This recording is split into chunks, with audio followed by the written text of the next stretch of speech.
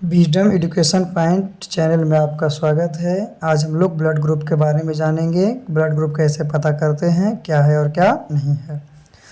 तो रक्त समूह जो है ब्लड ग्रुप है, इसकी खोज जो है आपका कार्ल्स लैंडस्टीनर ने सन 1900 ईस्वी से लेकर 1901 के दौरान की थी। यानी 1900 से 1901 ईस्वी के दौरान कार्ल्स जो लैंडस्टीनर हैं वो रक्त समूह की खोज की थी, है ना। और इन्होंने कई लोगों का खून के सैंपल लिए। ये ब्लड का जो है कई लोगों का सैंपल लिया और कड़ी मेहनत से, बहुत ज़्यादा मेहनत के बाद पता लगाया कि खून जो है 3 प्रकार के होते हैं और उन्होंने इसका नाम ए, बी और सी दिया। क्या दिया? ए, बी और सी। कुछ समय के बाद लैंडस्टीनर ने ग्रुप सी का नाम ओ कर दिया। जो सी रखा था उसको क्या कर दिया? ओ रख दिया। कार्ल मार्क्स लैंडस्टीनर ने अपनी इस उपलब्धि के लिए 1930 ईस्वी में फिजियोलॉजी और मेडिसिन के क्षेत्र में इनको नोबेल पुरस्कार से सम्मानित किया गया था। तो ये कितने प्रकार के खून दिए थे? 3 ए, बी, सी। बाद में इस सी को नाम बदल दिया और सी का नाम ओ रख दिया और इसको 1930 ईस्वी में नोबेल पुरस्कार से सम्मानित किया गया। किसके लिए? तो फिजियोलॉजी और मेडिसिन के क्षेत्र में। किसमें? फिजियोलॉजी और मेडिसिन के क्षेत्र में इसे नोबेल पुरस्कार से सम्मानित किया गया 1930 ईस्वी में। इनका नाम क्या था? तो कार्ल्स लैंडस्टीनर। ये आपका रक्त समूह की खोज कब किए थे? 1990 से 1901 के बीच में, है ना। आगे हम लोग इसके बारे में जानते हैं कि रक्त समूह और क्या है, इसके बाद और क्या क्या हुआ जो रक्त समूह के बारे में। तो लैंडस्टीनर की इस महान खोज के 1 साल के बाद उनके 2 साथी और थे, जिनका नाम था अल्फ्रेड वॉन डिक्सलर और एक का नाम था एट्रियोनी एस्ट्रेली।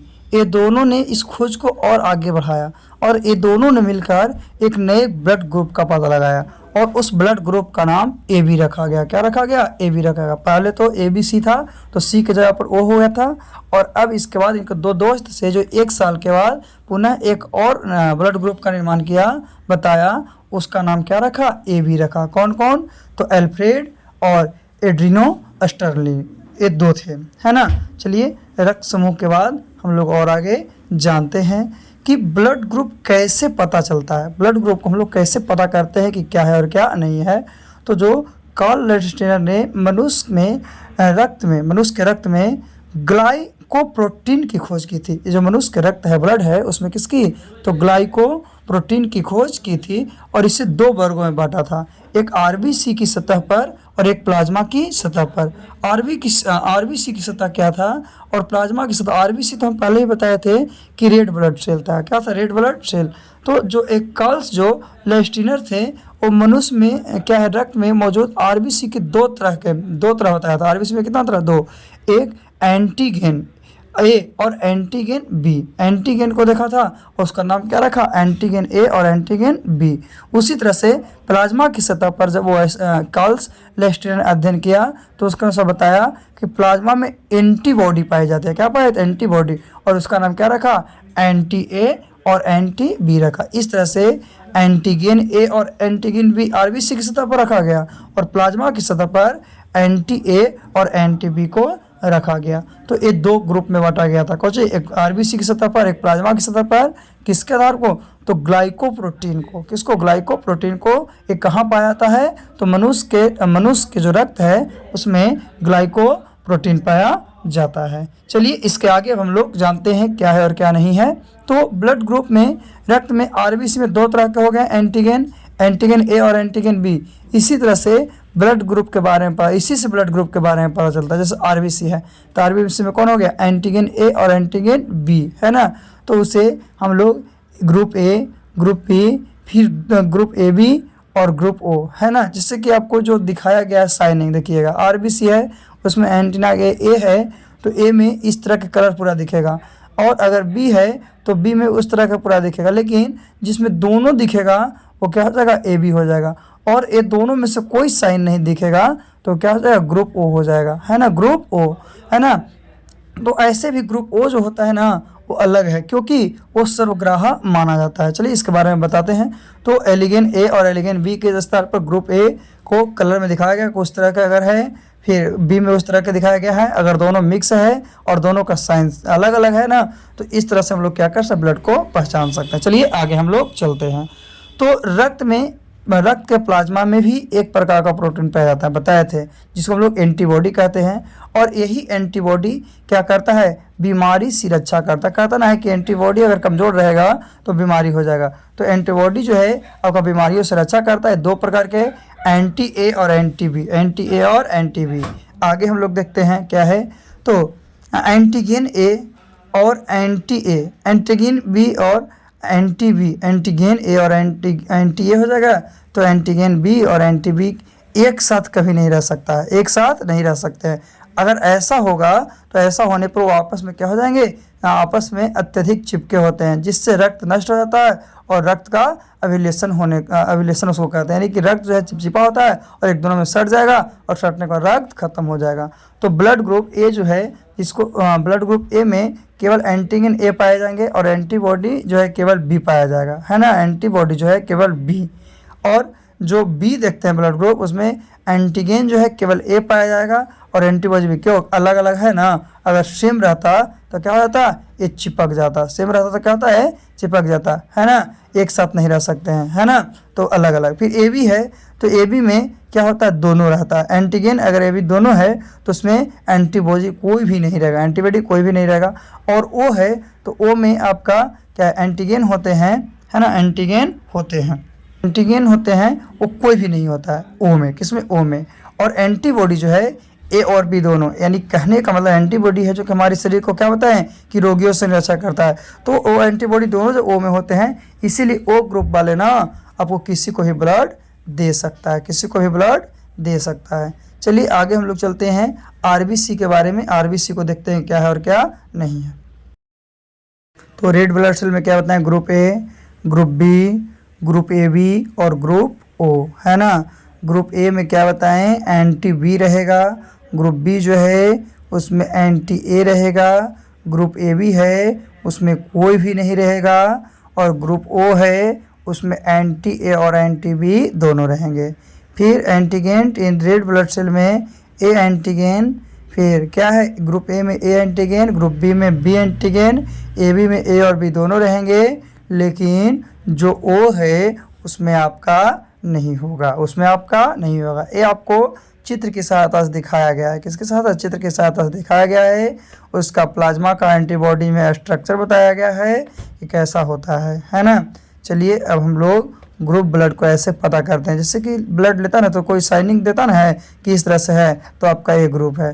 तो कितने हो गए, 4 हो जाते हैं। पहला ए है, दूसरा बी है, तीसरा ए बी है और चौथा ओ है। चलिए आगे हम लोग चलते हैं। तो कौन जो है किससे रक्त ले या दे सकता है, कौन जो है किससे रक्त ले या दे सकता है, तो जो वो है ग्रुप वाले, वो सभी को सर्वदाता है, सभी को दे सकता है, क्योंकि इसमें कोई एंटीजन नहीं होते हैं, है ना। और ए बी जो है, जो क्या है, सभी से ले सकता है। क्या, सभी से ले सकता है, क्योंकि इसमें कोई प्रकार का आपका एंटीबॉडी नहीं होती है ना। जैसे ए में था, ए जो है रक्त ले सकता है किससे, ए जिसका ग्रुप है वो ए और ओ से ले सकता है। दे किसको सकता है, तो ए और ए बी दोनों को दे सकता है। ए जो है ए और ए बी दोनों को देगा, लेकिन लेगा किससे, तो ए से ले सकता है या तो ओ से लेता है, दूसरा से नहीं।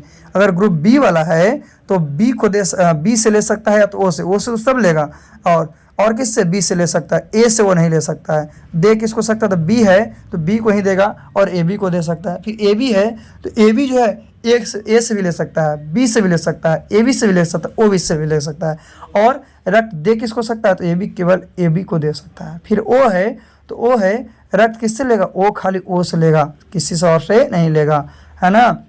और ये दे सकता है सभी को, ए को दे सकता है, बी को दे सकता है, ए बी को और ओ को। चलिए आगे चलते हैं।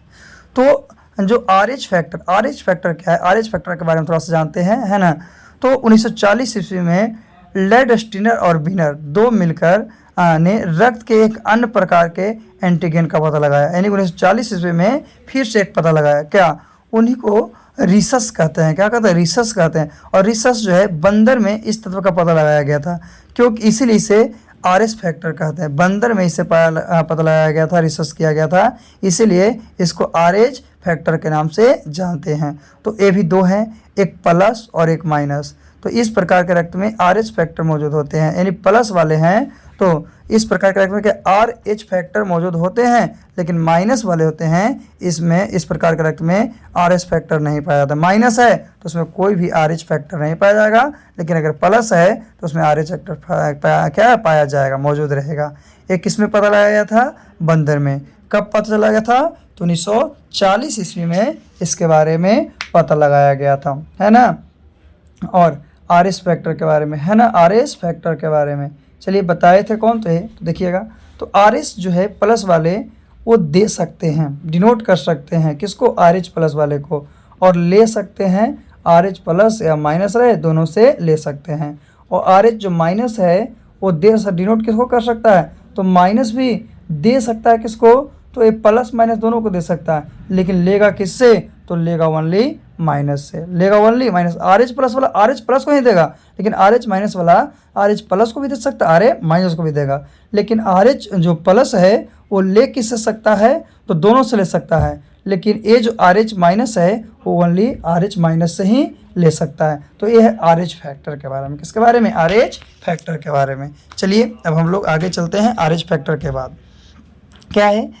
एरिथ्रोबोस्टोलिसिस फिटलेस। ये क्या होता है? ये जो है अगर एक पिता का रक्त है RH प्लस है और माता का रक्त RH माइनस है, तो जन्म लेने वाले शिशु की जन्म से पहले गर्भावस्था या जन्म के तुरंत बाद मृत्यु होती है। जैसे कि कोई अगर व्यक्ति है ना, मतलब कि RH प्लस वाले और उसका माता RH माइनस है, तो उसका जन्म लेने वाला बच्चा जो होगा हमेशा क्या होगा? चाहे तो गर्भावस्था में ही मर जाएगा या क्या होगा? जन्म के तुरंत बाद मर जाएगा। ऐसा प्रथम संतान के बाद कि संतान होने पर होता है। ऐसा अगर प्रथम संतान के बाद जो संतान होता है उसको होने पर, पहला संतान में ऐसा नहीं होगा, लेकिन पहले संतान का दूसरे संतान अगर जन्म लेता है तो ऐसा होगा। तो सर्वग्राही किसको कहेंगे? सर्वग्राही यानी सर्व से लेने वाले को AB प्लस। क्या है? AB plus. और जो आपका क्या है? सर्वदाता है वो क्या है? O minus. क्या है? O यानी कि प्लस माइनस नहीं, जो सर्वग्राह है ना उसको AB प्लस कहते हैं, और क्या कहते हैं? और जो सर्वदाता है उसको माइनस के नाम से जानते हैं। चलिए आगे हम लोग देखते हैं कि वो प्लस माइनस होता कैसे है ना, देखिएगा। तो अगर माता पिता का रक्त देखते हैं कि अगर माता का रक्त O है और पिता का रक्त A है, तो बच्चों में O या तो A दोनों में से कोई भी हो सकता है। अगर माता पिता में O और B है तो बच्चों में A और B हो सकता है, O या B हो सकता है। अगर माता में O है और पिता में भी O है तो नेसेसरी है ना, उस कंडीशन में बच्चा में O ही होगा। अगर माता में O है और पिता में AB है तो उसमें बच्चों में A हो सकता है या तो B हो सकता है, AB कभी भी नहीं होगा। अगर A है दोनों में तो A होगा या तो O हो सकता है। अगर दोनों में B है तो B हो सकता है या O हो सकता है।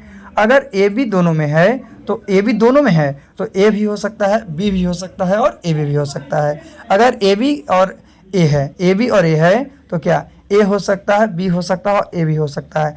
अगर AB और B है तो A हो सकता है, B हो सकता है, A भी हो सकता है। इस तरह से याद रखना है।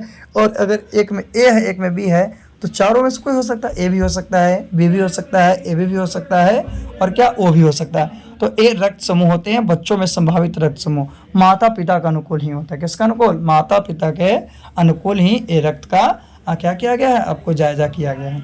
चलिए आज का वीडियो में हम लोग रक्त समूह के बारे में जाने हैं। अगले वीडियो के साथ पुनः हम लोग मिलते हैं। अगर अभी तक इस चैनल को सब्सक्राइब नहीं किया है तो सब्सक्राइब कर दीजिए और क्या नोटिफिकेशन को ऑन कर दीजिए, जिससे इस तरह की वीडियो आपको हमेशा मिलती रहे, है ना। तो इस तरह से आप लोग थोड़ा सा पढ़ सकते हैं क्या है और क्या नहीं है। आज के लिए इतना ही काफ़ी।